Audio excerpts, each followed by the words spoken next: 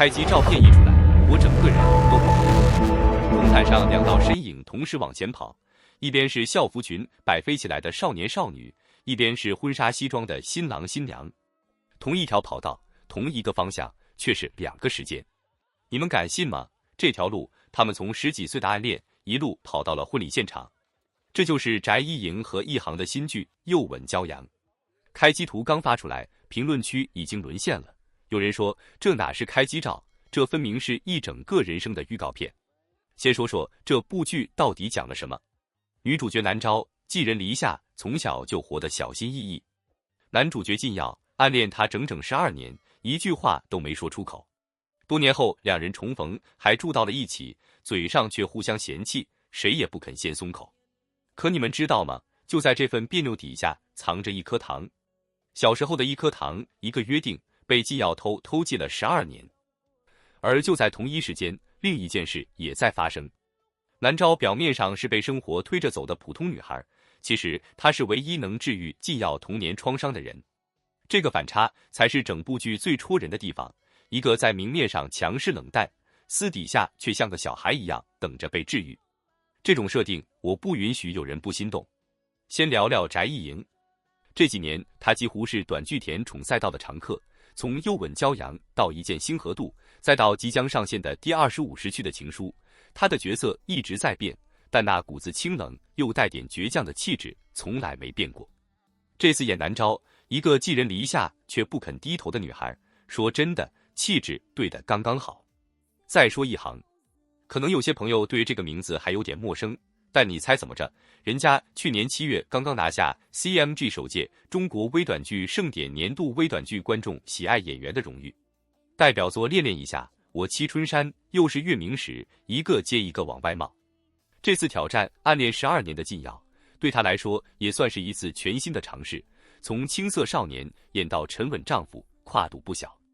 如果你也觉得这个搭档有点东西，记得点个赞，让更多人看到这对新 CP。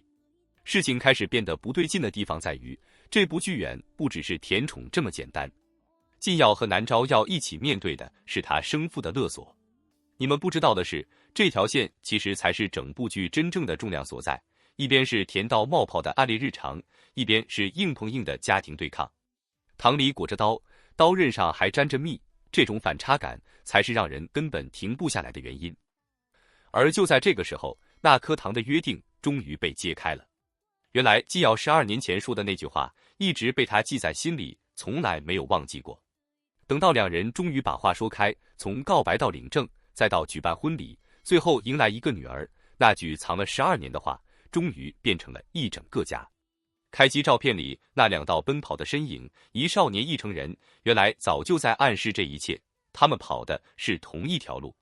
评论区也想听听大家的答案，如果只能选一个瞬间，你更心动的是少年时代那场藏在心底连名字都不敢轻易说出口的暗恋，还是婚礼那天两个人终于可以光明正大牵着彼此的手，在所有亲朋好友的祝福中一路奔跑的画面？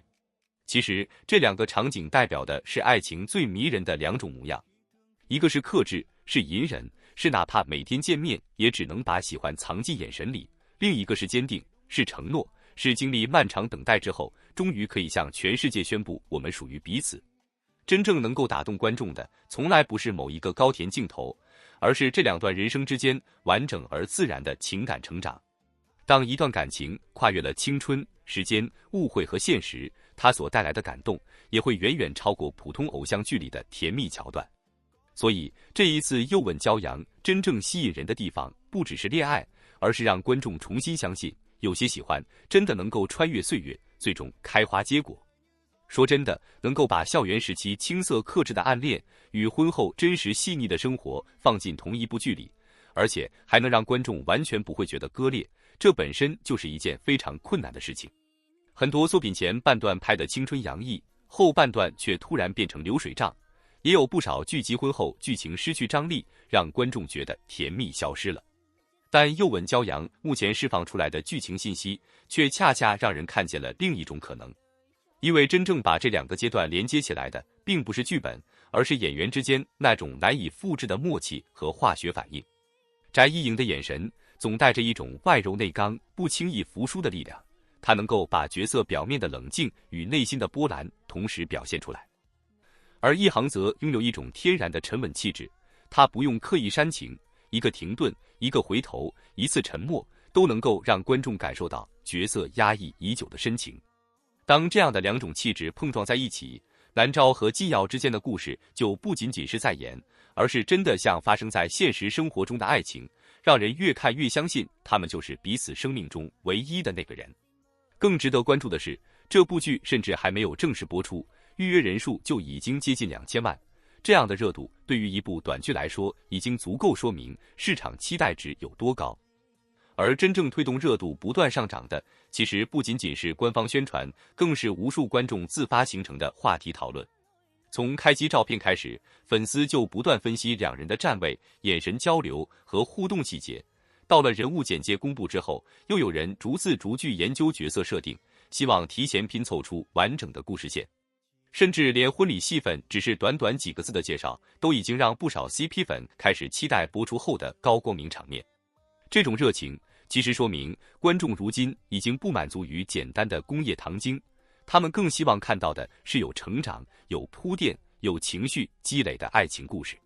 当越来越多人愿意花时间讨论角色，而不是单纯讨论演员颜值的时候，也意味着作品本身已经拥有了真正吸引观众持续关注的潜力。最后有3件事情，我觉得必须认真和大家分享。第一，剧中12年的暗恋绝不是为了制造噱头而刻意设定的数字，而是真正支撑整个故事情感发展的核心。12年的时间意味着青春、成长、错过、坚持，以及一次又一次没有说出口的喜欢。这些经历共同塑造了人物最终的选择，所以当爱情真正迎来圆满时，观众才会觉得所有等待都值得。第二，翟艺莹和一航的组合同样值得期待。一个清冷坚韧，一个沉稳克制，这种性格搭配在如今的短剧市场并不算常见。相比那些一见面就火花四射的设定，他们更像2条慢慢靠近彼此的人生轨迹，因此情感的发展会更加自然，也更容易让观众产生代入感。第三，也是最让我感动的一点，就是剧中那颗糖果背后的约定。它看似只是少年时代一个不起眼的小细节，却贯穿了2个人从校园到成年，从暗恋到相守，再到拥有属于自己的家庭。这颗糖承载的不只是回忆，更是一份从未改变的承诺。当爱情能够跨越时间，在多年以后依然兑现最初的心意，那才是真正意义上的双向奔赴，也是为什么这么多人还没追剧就已经开始期待结局的重要原因。好了，今天的分享就到这里。又吻骄阳究竟能不能成为这个夏天最令人惊喜的一部爆款短剧？现在还没有人能够下定论，真正的答案还是要等到正式播出之后，由观众和市场一起给出。